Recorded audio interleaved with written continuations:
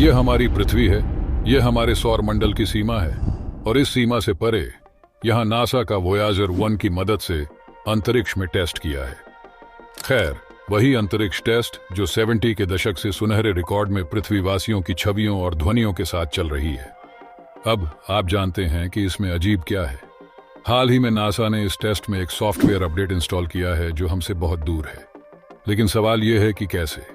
मेरा मतलब है, हम पृथ्वीवासी अपने कंप्यूटरों में भी एक सॉफ्टवेयर अपडेट्स स्थापित करते हैं और यह 1760 समस्याओं का कारण बनता है। तो नासा ने इसे इतनी सटीकता से और बिना किसी गड़बड़ी के कैसे किया? और तो और 70 के दशक की तकनीक पर चलने वाले वॉयेजर की स्टोरेज कैपेसिटी इतनी कम है कि इसमें इस साधारण फोटो को लगाने के लिए इसे इतना कंप्रेस करना पड़ेगा और फिर शायद इसे अपने कंप्यूटर पर अपलोड किया जा सकेगा। तो ऐसे में नासा ने इस टेस्ट में एक सॉफ्टवेयर अपडेट इंस्टॉल किया है। तो नासा ने इतने स्मॉल स्टोरेज स्थान में सॉफ्टवेयर अपडेट्स कैसे स्थापित किया? इसके अलावा आप ये नहीं जानते होंगे, लेकिन वोयाजर 1 का मूल मिशन 1980 के दशक में समाप्त हो गया था, जब इसने बृहस्पति, शनि और शनि के चंद्रमा टाइटन की तस्वीरें भेजी थी। अब मिशन खत्म हो गया था। उस मिशन पर काम करने वाले सभी वैज्ञानिक अब 70, 80, 90 वर्ष के हो चुके थे। लेकिन आप जानते हैं कि क्या? टीम के उन सदस्यों को ओल्ड एज होने के बाद भी रिटायर होने की इजाजत नहीं थी। वे केवल तभी रिटायर्ड हो सकते हैं जब उनके पास वोयाजर 1 और वोयाजर 2 दोनों हों। इसलिए 2 वोयाजर टेस्टों में से कम एक को रिटायर्ड होना चाहिए। तो इस मिशन का क्या मतलब है कि नासा जीवन भर अपनी मूल वोयाजर टीम को अपने हाथों में रखना चाहता है? क्या वोयाजर अंतरिक्ष से नासा को कोई ऐसी जानकारी भेज रहा है जो नासा के लिए अत्यंत गुप्त है? खैर, हम इसे तब स्पष्टता से समझ पाएंगे जब हमें पता चलेगा कि वोयाजर 1 का क्या हुआ।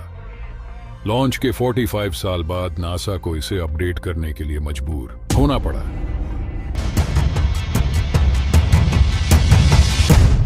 Hola y saludos a todos. Greetings and friendly wishes to all who may encounter this Voyager and receive this message. चल, बृहस्पति और शनि का पूरी तरह से अध्ययन करने के बाद 25 अगस्त 2012 को वोयाजर 1 ने सौर मंडल को छोड़कर इंटरस्टेलर अंतरिक्ष में कदम रखा और एक नई यात्रा शुरू की। मतलब, इसने सौर मंडल से बाहर की यात्रा शुरू कर दी। इस यात्रा में यह नियमित रूप से नासा को इंटरस्टेलर अंतरिक्ष से नए अपडेट भेजता रहा। लेकिन कुछ वर्षों के बाद 2022 में अचानक एक दिन नासा के कंप्यूटरों ने वॉयेजर 1 और वॉयेजर 2 से 0 और 1 के रूप में अजीब सिग्नल भेजना शुरू कर दिया। अब नासा के वैज्ञानिक इन अजीब संकेतों को देखकर खुश हो गए, क्योंकि उन्हें लगा कि वॉयेजर यान में पूरी पृथ्वी की जो जानकारी उन्होंने स्वर्णिम अभिलेख के रूप में भेजी है, वह शायद किसी के हाथ लग गई होगी और वे उस डेटा को डिकोड करने और हमसे संपर्क करने का प्रयास कर रहे हैं। लेकिन फिर पूरे 1 साल तक वे उस डेटा को विस्तार से डिकोड करने की कोशिश करते रहे। कुछ वर्षों के अध्ययन के बाद वैज्ञानिकों को पता चला कि इस सिग्नल के बारे में उन्होंने जो जानकारी एकत्र की थी वह दुर्भाग्य से गलत थी और दरअसल इस अजीब सिग्नल के पीछे कोई और था। अब रुको, मैं समझाता हूं। देखिए, नासा के वोयाजर यान में कुल 3 ऑन बोर्ड कंप्यूटर हैं। पहला, फ्लाइट डेटा सिस्टम, जो वोयाजर के सभी विज्ञान उपकरणों से डेटा एकत्र और संग्रहित करता है। दूसरा है attitude articulation control system (ACS), जो वोयाजर पर मौजूद सभी विज्ञान उपकरणों से डेटा एकत्र और संग्रहित करता है। और तीसरा इसका मुख्य कंप्यूटर है, कंप्यूटर कमांड सिस्टम (CCS), जो इन दोनों प्रणालियों के साथ साथ वोयाजर की सभी प्रणालियों को नियंत्रित करता है। इसलिए जब वोयाजर ब्रह्मांड में दौड़ रहा होता है तो ये 3 सिस्टम अलग अलग वोयाजर के सेंसर से डेटा एकत्र करते हैं और इसे बाइनरी कोड में परिवर्तित करते हैं, यानी 0S और 1S के रूप में। इस तरह, और अंत में जब यह डेटा एकत्र किया जाता है तो यह बाइनरी कोड एक TEMU में स्थानांतरित कर दिया जाता है, जो एक डेटा ट्रांसमिशन डिवाइस है जिसे टेलीमेट्री मॉड्यूलेशन यूनिट कहा जाता है, जिसके जरिए इसे धरती पर भेजा जाता है, जिसके बाद धरती पर बैठे वोयाजर प्रोजेक्ट के पुराने वैज्ञानिकों ने मिलकर इसे डिकोड किया। अब हाल ही में क्या हुआ कि वोयाजर के इन सिस्टम में 2 बड़ी दिक्कतें हैं। तो दोस्तों, वीडियो में आगे बढ़ने से पहले कुछ गलतियों के कारण, लेकिन वो गलती क्या थी ये जानने से पहले पहली समस्या ये थी कि इन 3 ऑन बोर्ड कंप्यूटरों में से ACS यानी वोयाजर 1 को दिशा दिखाने वाला कंप्यूटर खराब हो गया था, इसलिए उसका TMIU से ठीक से संपर्क नहीं हो पा रहा था और इस गलत कम्युनिकेशन की वजह से नासा के सिस्टम को लगातार 0 और 1 के रैंडम सिग्नल मिलने लगे। और दूसरी समस्या यह थी कि वोयाजर के संचार एंटेना को धीरे धीरे थ्रस्टर मिल रहे थे जो पृथ्वी की ओर इशारा करते थे। और तीसरी समस्या यह थी कि इन एंटेना की शक्ति खराब हो रही थी। दरअसल वोयाजर में ऐसे छोटे फ्यूल पाइपों से फ्यूल लिट अप होता है और थ्रस्टर्स में जाता है, लेकिन इसमें समस्या यह है कि थ्रस्टर्स के हर फायरिंग के बाद जो फ्यूल नहीं जलता वह उन पाइपों में जमा होने लगता है। और अब जैसा कि हम सभी जानते हैं, वोयाजर 1 को 1977 में लॉन्च किया गया था और तब से यानी लगभग 46 वर्षों से इसके थ्रस्टर्स लगातार फायरिंग कर रहे हैं और इसकी वजह से इन पाइपों में इतना कचरा जमा हो गया है कि इसके थ्रस्टर लगभग खराब होने की स्थिति में पहुंच गए हैं। और अब अगर यह थ्रस्टर्स पूरी तरह से काम करना बंद कर देते तो नासा वोयाजर के एंटेना को पृथ्वी की ओर इंगित नहीं कर पाता और ये उसके लिए बहुत बड़ा झटका था। मूलतः मिशन के उद्देश्य पूरे नहीं हो सके। अब दोस्तों, आपने हाल ही में देखा होगा, हमारे सबसे हालिया वीडियो में हम एक गहरा संदेश डाल रहे हैं जिसे आप प्रैक्टिकल रूप से अपने जीवन में उपयोग कर सकते हैं और आप अपने जीवन को सशक्त बना सकते हैं। क्योंकि ईमानदारी से कहें तो यदि आप अपने जीवन को बेहतर बनाने के लिए विज्ञान के ज्ञान का प्रैक्टिकल उपयोग नहीं करते हैं तो इसका क्या मतलब है? विकास के अलावा जीवन में है ही क्या? विकास ही जीवन है और जीवन ही विकास है। तो यहाँ ध्यान रखने वाली बात यह है कि इस पूरे मिशन में नासा के वैज्ञानिकों की पुख्ता प्लानिंग के बाद भी कई ऐसी दिक्कतें आईं जो अचानक और अनियोजित थीं और कोई भी इसके लिए तैयार नहीं था और नासा के वैज्ञानिकों को वास्तविक समय में इन समस्याओं का समाधान ढूंढना था। ऐसे रचनात्मक समाधान जिनके बारे में उन्होंने पहले कभी नहीं सोचा था, वह भी समय की कमी में। अच्छा, तुम्हें पता है क्या? ठीक ऐसा ही हमारे जीवन में भी होता है। हम स्कूलों में पाठ्यक्रम के अनुसार पढ़ते हैं, लेकिन जीवन की परीक्षाओं में हमें हमेशा पाठ्यक्रम से बाहर के प्रश्न मिलते हैं और यही कारण है कि आज भी बहुत से लोग शैक्षणिक डिग्री के साथ भी बेरोजगार हैं और बहुत से लोग बिना डिग्री लिए भी सुपर सफल हैं। क्या आप जानते हैं कि इन सभी लोगों में क्या समानता है? और क्या आप जानते हैं कि आज की दुनिया में ज्यादातर लोग असफल क्यों होते हैं? वे जीवन की बाधाओं में क्यों फंसते हैं और वे अपनी समस्याओं के समाधान के लिए रचनात्मक समाधान नहीं ढूंढ पा रहे हैं? फिर चाहे बात करियर, फिटनेस, रिलेशनशिप, मानसिक स्वास्थ्य आदि की हो, क्योंकि उन्हें बचपन से, स्कूल से, समाज के संस्कारों से बस एक दिशा में सोचने की ट्रेनिंग दी जाती है। बॉक्स के अंदर या किताब के अंदर सोचना, वह मानसिकता जो समस्याओं के समाधान के लिए अनोखे और प्रभावी विचार नहीं लाती, रचनात्मक समाधान नहीं लाता। यह एक बड़ा जाल है और हमें हर हाल में इससे बचना है। रचनात्मक समस्या समाधान आज जीवन का सबसे बड़ा कौशल बन गया है जिस पर आपकी सफलता और खुशी दोनों आधारित हैं और इसमें विशेषज्ञ बनने का एकमात्र तरीका अपने ज्ञान का दायरा बढ़ाना है। दुर्भाग्य से हमारा समाज हमें कौन सा संदेश नहीं देता। हमें जनरलाइजेशन नहीं, विशेषज्ञता करने को कहा गया है। सभी कामों में निपुण और किसी भी काम में माहिर न बने। लेकिन अगर आप इतिहास के उन सभी सफल लोगों को देखें जिन्होंने दुनिया से बाहर कुछ भी किया है, तो आप कई क्षेत्रों में विशेषज्ञ रहे हैं, बहुसंख्यक। वास्तव में शीर्ष 5 कंपनियों के CEO और फॉर्च्यून 500 कंपनियों के 80% CEO की गुणवत्ता यही है। ये लोग दुनिया को चलाते हैं और हर किसी से एक कदम आगे रहते हैं। मित्रों, तथ्य ये है कि रचनात्मकता विभिन्न क्षेत्रों में आपके सामान्यीकृत ज्ञान से आती है। डोमेन का जितना अधिक ज्ञान या अनुभव होगा, आपकी समस्या समाधान की कैपेसिटी उतनी ही अधिक होगी, क्योंकि आप उतने ही अधिक नए और अनूठे विचार, सोच और मौलिक संबंध बनाने में सक्षम होंगे, जिसे मूल रूप से रचनात्मक सोच कहा जाता है। यह सिर्फ चीजों को जोड़ने में सक्षम हो रहा है और जुड़ाव के लिए ज्ञान, विचार और दृष्टिकोण का दायरा बढ़ाना होगा। तो मेरे पास आपके लिए केवल एक ही संदेश है।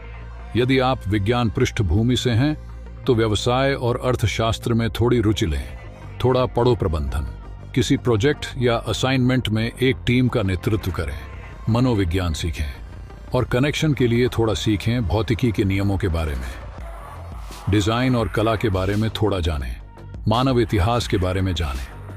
और आप नॉन फिक्शन किताबें पढ़कर, दिलचस्प वीडियो या वृत्तचित्र देखकर या गूगल पर प्रश्न टाइप करके शुरुआत कर सकते हैं। जैसे आप आसान चरणों के साथ कर सकते हैं। जैसे किसी व्यवसाय में पूरक कौशल वाले भागीदार कंपनी को प्रतिस्पर्धा से एक कदम आगे रखते हैं, उसी तरह जीवन में पूरक विषयों का ज्ञान आपको अद्वितीय प्रतिस्पर्धा से एक कदम आगे और मूल्यवान बना देगा। क्योंकि सच कहें तो आज के इंस्टा रील्स के जमाने में इस तरफ कोई ध्यान ही नहीं दे रहा है। और सबसे बड़ी बात यह है कि हम सभी यहाँ कुछ नया सीखने के लिए हैं। हम खुश होंगे क्योंकि विकास से अधिक, हमारी जिज्ञासाओं को संतुष्ट करने से अधिक मुझे व्यक्तिगत रूप से किसी भी काम में खुशी का अनुभव नहीं हुआ है। और मुझे लगता है कि उन सुपर सक्सेसफुल लोगों को भी नहीं जो 70-80 साल की उम्र में 10 घंटे काम कर रहे हैं। तो आइए हम सभी अधिक प्रश्न पूछने, अपनी दुनिया के बारे में और अधिक जानने और अपनी वास्तविक मानवीय कैपेसिटी तक पहुंचने का लक्ष्य रखें। इतना कहने के बाद अब देखते हैं कि नासा ने अपने रचनात्मक और अनूठे विचारों की शैली में आखिरकार इन समस्याओं से कैसे निपटा। अब यदि आप पृथ्वी के केंद्र में इन तीनों का पता लगाते हैं तो आप देखेंगे कि ये तीन स्थान भी एक दूसरे से 120 डिग्री के कोण पर स्थित हैं। इस प्रकार पृथ्वी के घूर्णन के कारण जब कोई उपग्रह ऑस्ट्रेलिया में स्थापित होगा तो वह स्पेन में उदय हो रहा होगा, और जब यह स्पेन में स्थापित होगा तो यह अमेरिका में उभरेगा। यानी नासा पृथ्वी के घूमने के बावजूद हर सेकंड अपने अंतरिक्ष यान से संपर्क कर सकता है। और यही कारण है कि पृथ्वी पर बैठे बैठे वोयाजर सॉफ्टवेयर अपडेट भेजने के लिए डीप स्पेस नेटवर्क नासा की आदर्श पसंद थी। अब हमें एक प्रश्न का समाधान मिल गया, लेकिन अब उनके सामने अगला सवाल था, इतने छोटे स्टोरेज में हम इस अपडेट को कैसे इंस्टॉल करेंगे? क्योंकि जैसा कि मैंने पहले कहा, वोयाजर 1 की स्टोरेज कैपेसिटी इतनी कम है कि हम इसमें उच्च गुणवत्ता वाली छवि भी नहीं भेज सकते। तो इस पर थोड़ा सोचने के बाद नासा को एक समाधान मिल गया, जो सुनने में जितना सरल था उतना ही कठिन भी। उन्हें एक ऐसा कोड लिखना था जो कम जगह में कंप्यूटर और थ्रस्टर्स दोनों की समस्याओं का समाधान कर दे। और बहुत अविश्वसनीय रूप से ऐसा कोड लिखा गया था। और ऐसा कोड बनाने का विचार उन्हें एक कंप्यूटर कीबोर्ड से आया। हाँ, दरअसल पीसी पर बार बार किए जाने वाले टास्क, कट और पेस्ट की शॉर्टकट कीज की तरह ही उन्होंने वॉयेजर के बार बार किए जाने वाले टास्क को भी अपने कोड में लिख लिया। जैसे कि थ्रस्टर्स फायरिंग, तस्वीरें लेना, डेटा वापस भेजना, अंतरिक्ष यान को पृथ्वी की ओर इंगित करना। उन्होंने इनके लिए शॉर्टकट लिखे और फिर इन शॉर्टकट्स को वोयाजर 1 पर सिस्टम की भाषा में लिखा गया था, जिसे समझने के लिए डिजाइन किया गया है, यानी असेंबली लैंग्वेज में। उन्होंने कोड को छोटा कर दिया। मूल रूप से असेंबली भाषा एक हार्डवेयर आधारित भाषा है जो वोयाजर 1 पर हार्डवेयर को सीधे नियंत्रित करती है, जबकि आज सभी भाषाएं सॉफ्टवेयर आधारित हैं। और यही कारण है कि नासा अभी भी अपने पुराने कर्मचारियों को नियंत्रण में रखना चाहता है। क्योंकि मान लीजिए अगर वह इन रिसर्चर्स के बजाय किसी अन्य सॉफ्टवेयर डेवलपर को काम पर रखता है तो उसे इस हार्डवेयर भाषा को समझने के लिए शून्य से शुरुआत करनी होगी। कोड लिखने से पहले यह समझना होगा कि उस वॉयेजर में कौन सा हार्डवेयर है, उस पर कितने कंपोनेंट हैं, वह क्या करता है और किससे कैसे जुड़ा है। और इसीलिए नासा ने अपने रिसर्चर्स की मदद से उस कोड को डिजाइन किया। अब कोड तैयार होने के बाद उसे वॉयेजर 1 को भेजने का समय था, लेकिन उससे पहले उनके सामने एक आखिरी सवाल बाकी था। क्या उनके द्वारा लिखा गया यह संक्षिप्त कोड काम करता है या नहीं? खैर, इसे सत्यापित करने के लिए नासा एक विचार लेकर आया जिससे एक पत्थर से दो शिकार होंगे।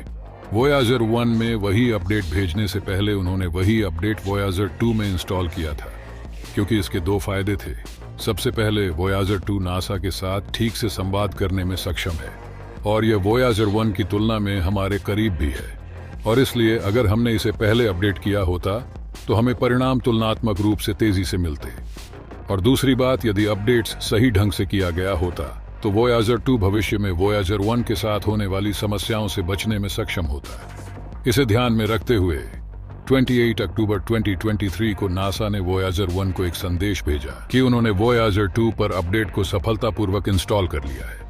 और इसे सफलतापूर्वक इंस्टॉल और चलाने के बाद नासा ने उसी से वोयाजर 1 को वही अपडेट सिग्नल भेजा, डीप स्पेस नेटवर्क। और आखिरकार लगभग 22 घंटे की यात्रा के बाद वह अपडेट सिग्नल वॉयाजर 1 तक पहुंच गया। सिग्नल तक पहुंचने के 45 घंटों के बाद उन्होंने देखा कि सौभाग्य से सॉफ्टवेयर वॉयाजर 1 पर सफलतापूर्वक इंस्टॉल हो गया था। अब इस अपडेट ने वास्तव में क्या किया? खैर, ये समझने के लिए कि उन्होंने सबसे पहले वॉयाजर 1 को यह सिग्नल क्यों भेजा था, हमें सबसे पहले वॉयाजर के कंप्यूटर की कुछ बुनियादी बातों को समझना होगा। देखिए, ASCS जो वॉयाजर के संरेखण और स्थिति को नियंत्रित करता है, उसकी प्लेटेड वायर मेमोरी में संग्रहित होता है। मूल रूप से क्या होता है कि तार और धातु की प्लेटें एक दूसरे के साथ इस तरह से संरेखित होती हैं कि जिस बिंदु पर ये प्लेटें और तार एक दूसरे को काटते हैं, उस बिंदु पर एक बिट यानी 0 या 1 संग्रहित होता है। अब जैसे ही इन तारों से करंट प्रवाहित होता है तो वहां एक चुंबकीय क्षेत्र उत्पन्न हो जाता है। यदि प्लेट में करंट दाएं से बाएं ओर जाता है तो चुंबकीय क्षेत्र इस तरह दक्षिणावर्त घूमता है और 0 वहां जमा हो जाता है। और यदि धारा की दिशा बाएं से दाएं है तो चुंबकीय क्षेत्र ऐसी वामावर्त दिशा में घूमता है और 1 वहीं संग्रहित हो जाता है। मतलब आप देख सकते हैं कि कौन सा बिट संग्रहित है यह पूरी तरह से करंट की दिशा पर निर्भर करता है। और नासा के इस अपडेट ने इस करंट की दिशा बदल दी, जिसके कारण चुंबकीय क्षेत्र की दिशा बदल गई और बिट फ्लिप हो गया। और फिर इसमें एक नया अपडेट इंस्टॉल हो गया। जैसे ही इसे इंस्टॉल किया गया, इसमें लिखी शॉर्टकट कीज ने थ्रस्टर्स को फायर करने, तस्वीरें लेने और डेटा को ऑटोमेशन में वापस भेजने का काम शुरू कर दिया। और थ्रस्टर्स ने उसी दिशा में गोलीबारी शुरू कर दी। और इस तरह नासा ने धरती पर बैठकर भी वॉयाजर 1 में एक बड़ा अपडेट इंस्टॉल कर दिया। लेकिन शायद आप नहीं जानते होंगे, लेकिन नासा ने वॉयाजर को पहली बार अपडेट नहीं किया था। इससे पहले भी नासा ने समय की जरूरतों के हिसाब से वॉयाजर को इस तरह से अपडेट किया है। 1990 के दशक में जब वॉयाजर नेपच्यून पर पहुंचा तो सूर्य की रोशनी पृथ्वी की तुलना में 900 गुना कम थी और इसलिए नेपच्यून की तस्वीरें लेने के लिए नासा को वॉयाजर के कैमरों को दोबारा प्रोग्राम करना पड़ा। अगले अपडेट में वॉयाजर के नेपच्यून को पार करने के बाद नासा ने अपने कैमरे बंद कर दिए, क्योंकि नेपच्यून के बाद यह अंतरिक्ष के अंधेरे में जा रहा था जहां कैमरों का कोई उपयोग नहीं था। और इसका अंतिम अपडेट्स 1995 में आया, जो घटकों के विफल होने पर इसे पुनः आरंभ करता था। इस अपडेट्स ने वॉयाजर 1 को उसकी स्थापना के 20 साल बाद 2014 में विफल होने से बचाया। अब इंटरस्टेलर अंतरिक्ष से इमेजेस भेजने के बारे में भी यही बात है। तो जैसा कि मैंने कहा, नासा ने 1990 के दशक में अपने कैमरे बंद कर दिए थे, लेकिन कौन जानता है, शायद अगले अपडेट में नासा इसे भी चालू कर दे। और क्यों नहीं, ऐसा करने का उनके पास एक मजबूत कारण है। वॉयाजर के साथ गोल्डन रिकॉर्ड भी भेजा गया था। दरअसल नासा ने ताजमहल, पाकिस्तान की एक सड़क, एक झोपड़ी, हमारा DNA और ऐसी ही 116 तस्वीरें अन्य बुद्धिमान सभ्यताओं को भेजी हैं। अब भले ही ये तस्वीरें बेतरतीब लगती हों, लेकिन इसके निर्माता खगोल वैज्ञानिक कार्ल सागन का कहना है कि इन तस्वीरों में एलियंस के लिए एक गुप्त संदेश छिपा है। इसलिए यदि आप जानना चाहते हैं कि उस संदेश में क्या है और अन्य सभ्यताओं के एलियंस इस संदेश को कैसे डिकोड कर सकते हैं, तो मैंने पहले ही इस पर एक विस्तृत वीडियो बनाया है। इसे देखने के लिए आप यहां क्लिक कर सकते हैं। यह एक बहुत ही दिलचस्प अवधारणा है, आपको पसंद आएगा।